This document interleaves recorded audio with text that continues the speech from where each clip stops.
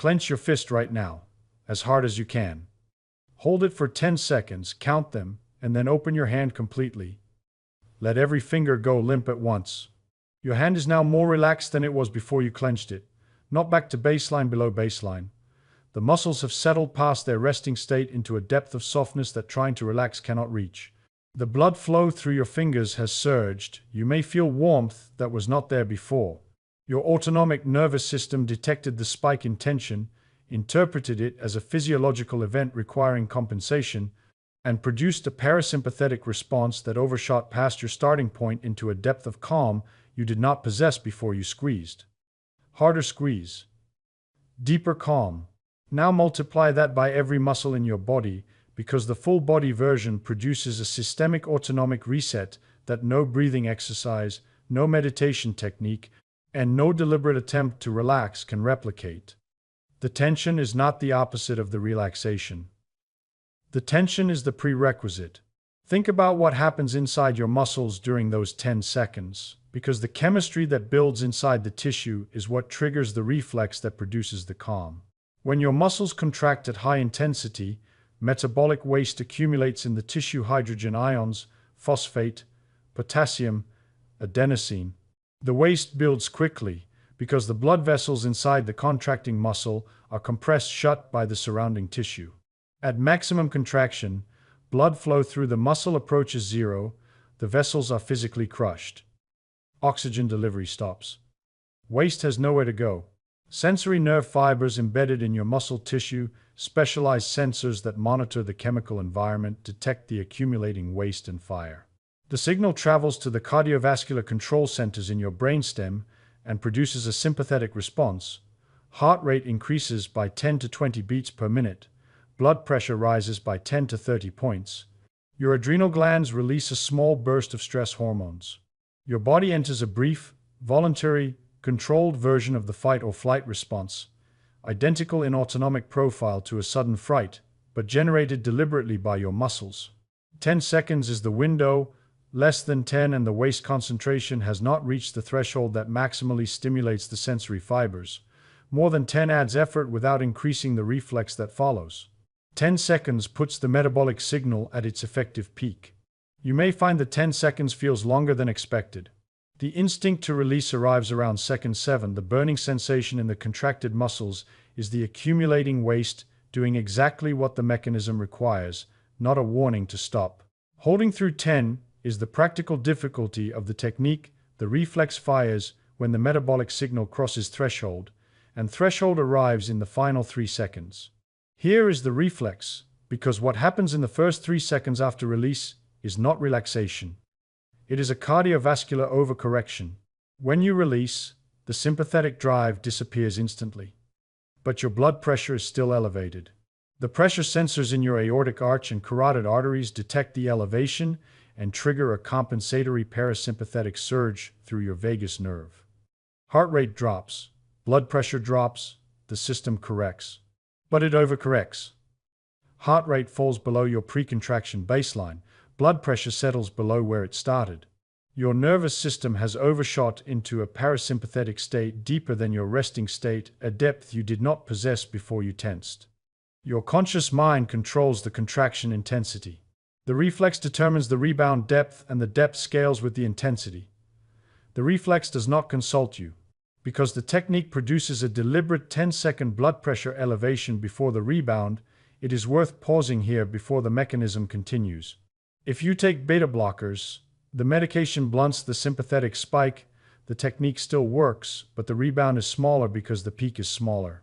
If you have uncontrolled hypertension, a cardiac arrhythmia, a diagnosed aneurysm, have had recent cardiac surgery, or have been advised against isometric exertion or breath holding under load, the full body version is not the form for you. A single arm contraction produces a proportionally smaller spike and a proportionally smaller rebound. The mechanism scales to whatever intensity is safe for your cardiovascular system to produce. Cardiovascular reflex accounts for the heart rate drop and the blood pressure drop. It does not account for why the muscles themselves feel softer after release than they felt before contraction, softer than you could make them through any amount of deliberate relaxation. That softness comes from a second reflex, operating simultaneously through a completely different sensor, and the clearest place to see it is the jaw. Your jaw muscles are innervated by the trigeminal nerve, the largest cranial nerve, carrying sensory and motor information from the face, the teeth, the jaw, and the scalp directly to the brainstem.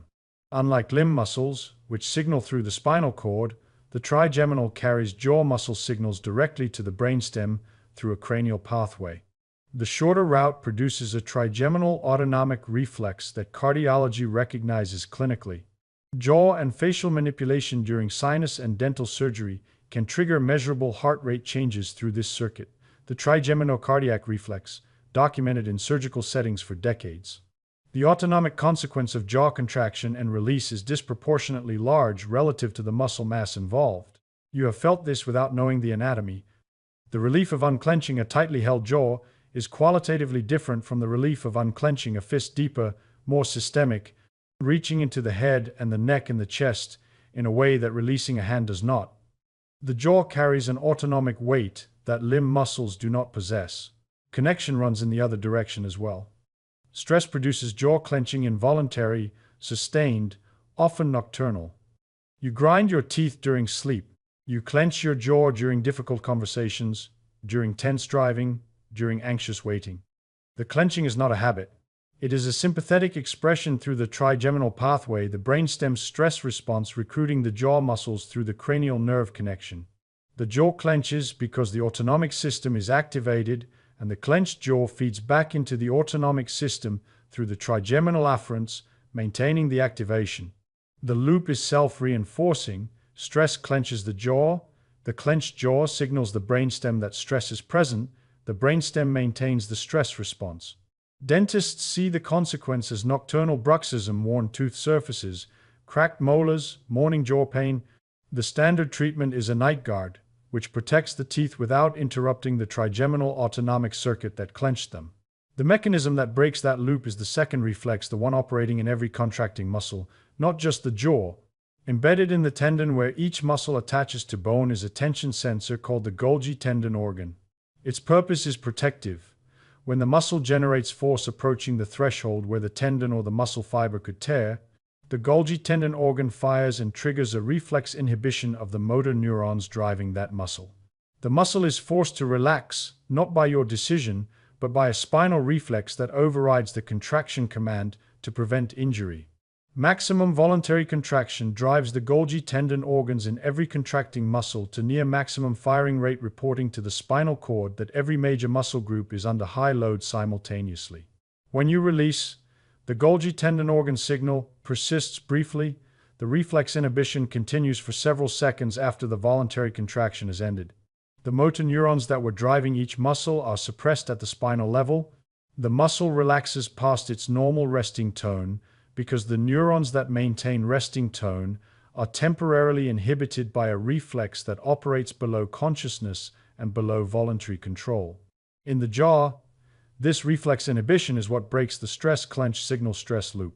Maximal voluntary jaw clench for 10 seconds harder than the stress-driven involuntary clench, followed by complete release.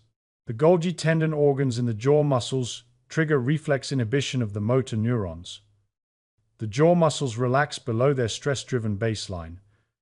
The trigeminal afferents report the relaxation to the brainstem. The brainstem's stress maintenance signal weakens. The loop is interrupted.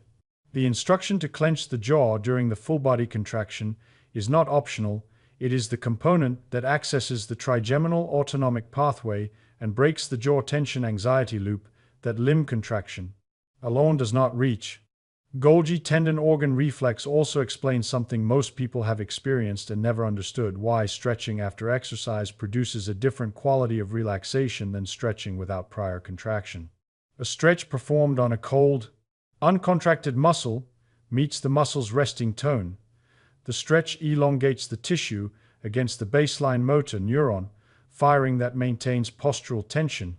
A stretch performed immediately after intense contraction meets a muscle whose motor neurons are reflexively inhibited.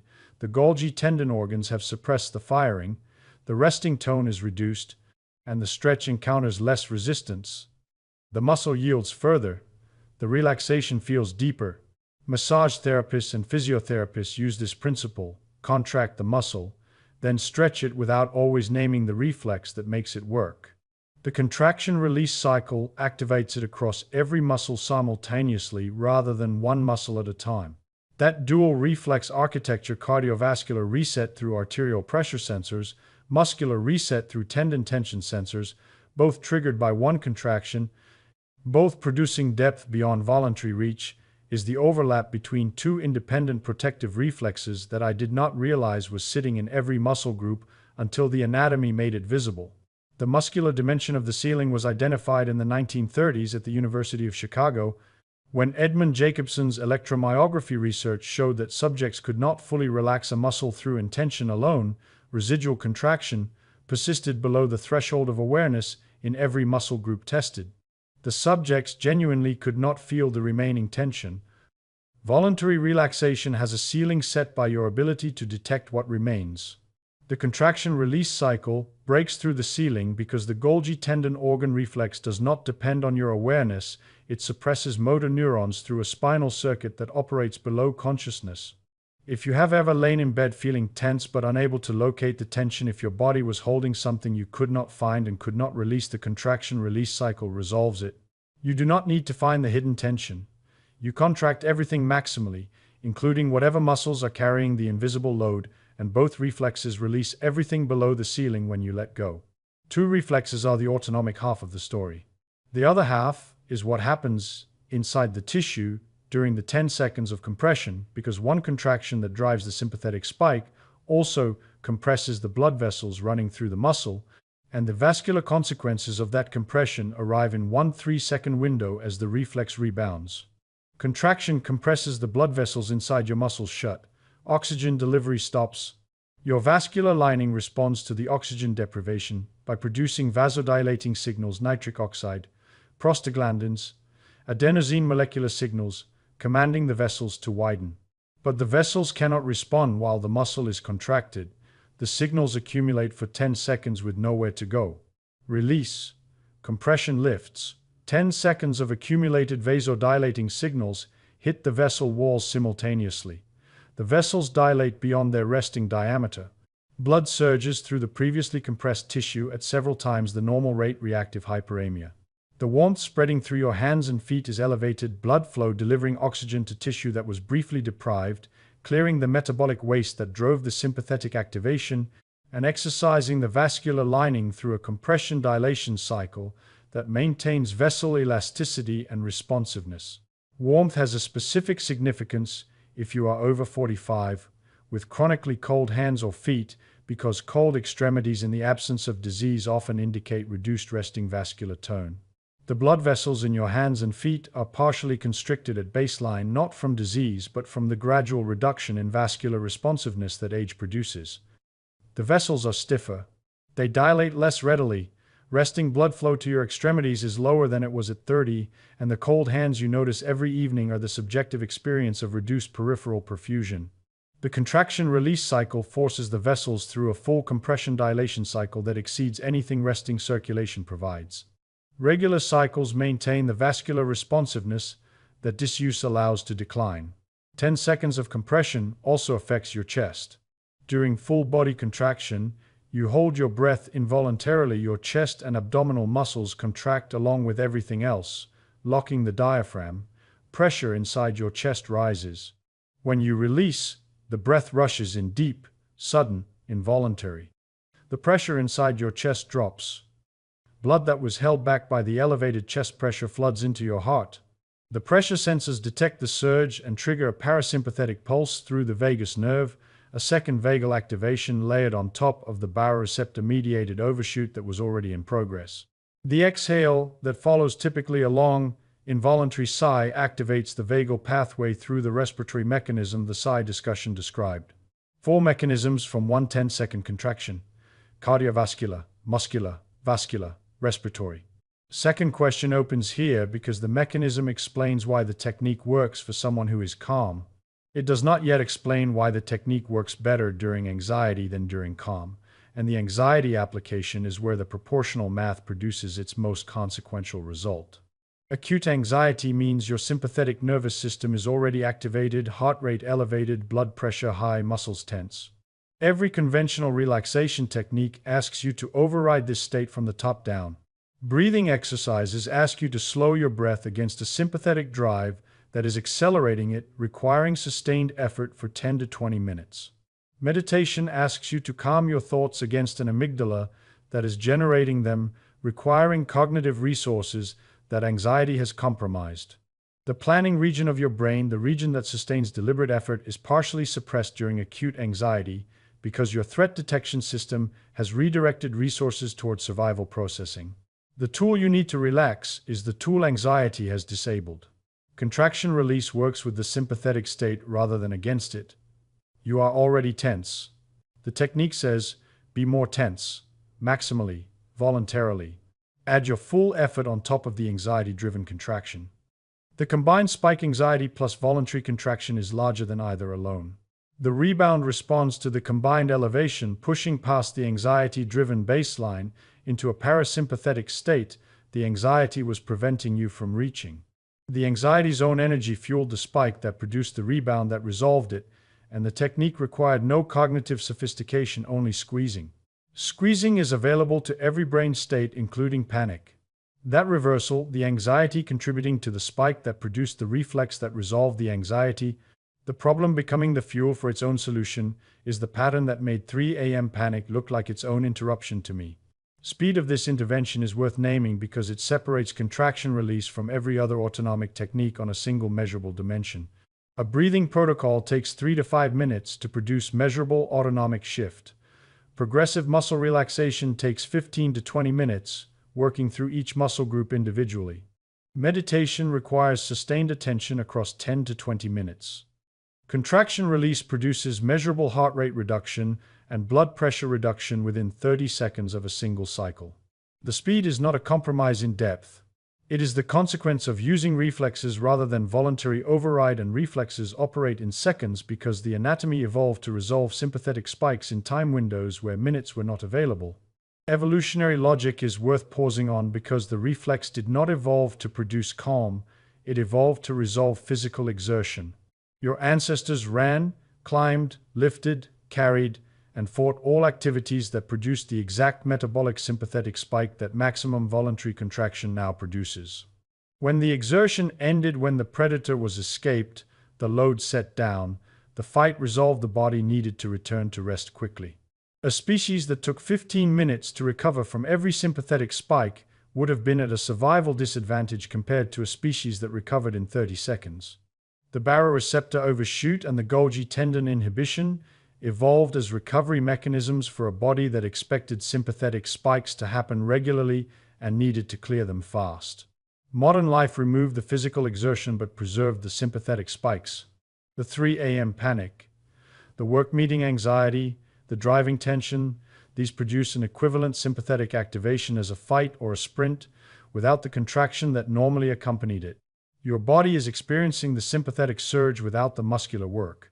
The recovery reflexes that evolved to follow muscular work are not triggered by anxiety alone, because anxiety does not compress the blood vessels, does not accumulate waste in the muscles, does not load the Golgi tendon organs.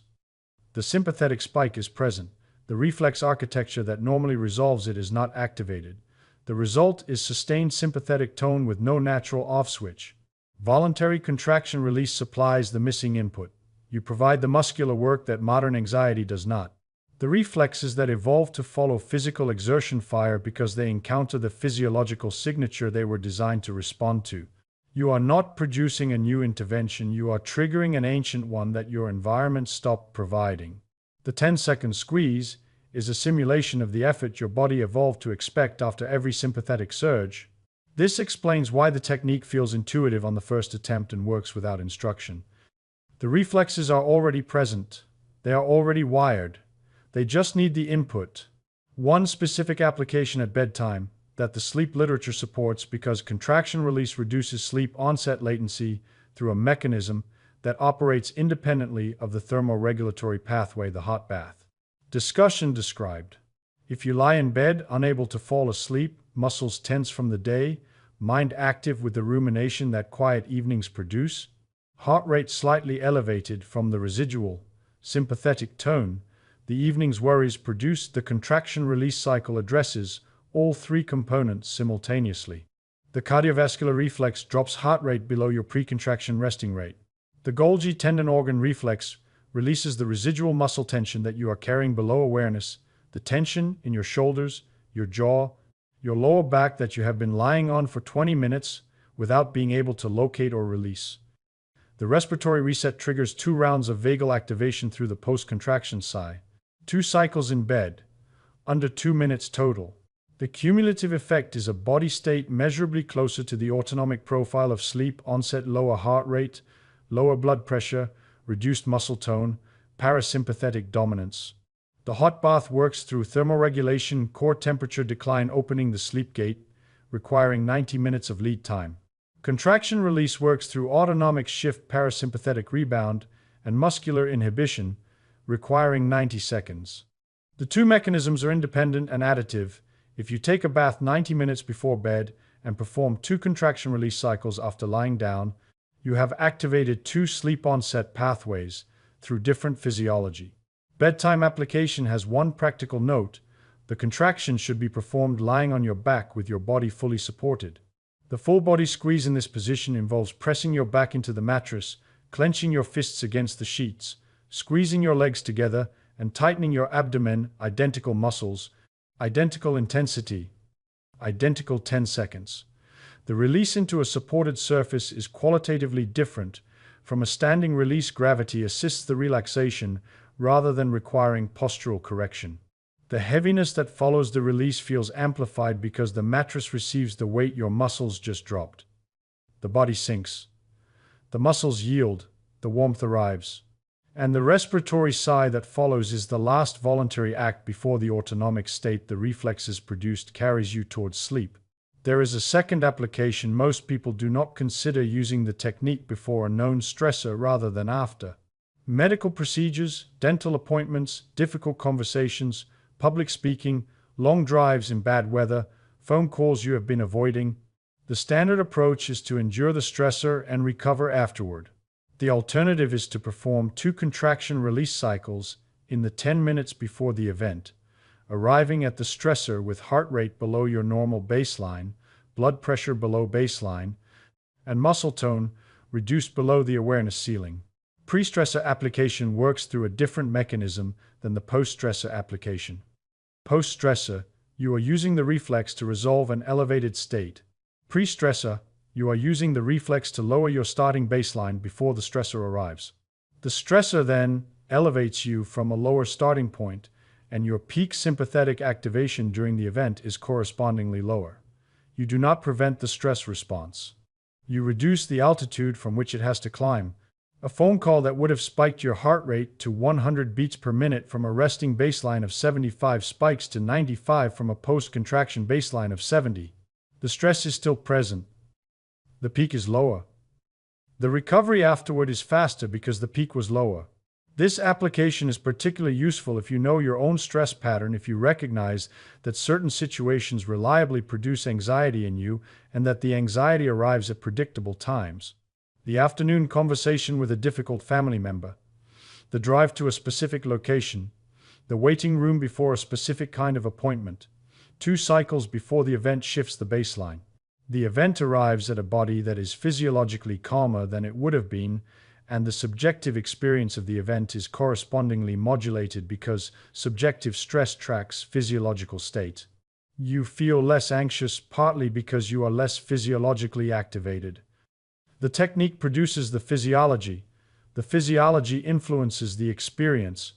If you carry chronic low-grade tension, the headache that is not quite a headache, the back stiffness that is not quite pain, the jaw ache that arrives every evening from a day of unconscious clenching, 2 contraction release cycles may address both the tension and the discomfort simultaneously. The Golgi tendon organ releases the residual muscle tension that was producing the discomfort. The jaw release through the trigeminal pathway addresses the cranial dimension of the tension. The baroreceptor reflex shifts the autonomic state that was maintaining the sympathetic drive behind the tension. The softening of whatever low-grade pain the body was carrying is the direct consequence of releasing the muscle tension that was generating the pain signal in the first place. Lying down, sitting, or standing position does not matter. Clench both fists, squeeze both arms. Press your shoulders toward your ears. Clench your jaw teeth together, full contraction. Tighten your abdomen, squeeze your glutes, tense your thighs, point or flex your feet. Everything at maximum intensity for 10 seconds. Count them. Then release everything simultaneously. Let your arms drop, let your jaw fall open, let your shoulders collapse, let the breath rush in on its own. Let the exhale leave as a long involuntary sigh. Here's what arrives and when, because the mechanisms do not arrive simultaneously. They arrive in sequence, each one observable if you know what to notice. First 3 seconds, the breath. The deep involuntary inhalation followed by the long sigh.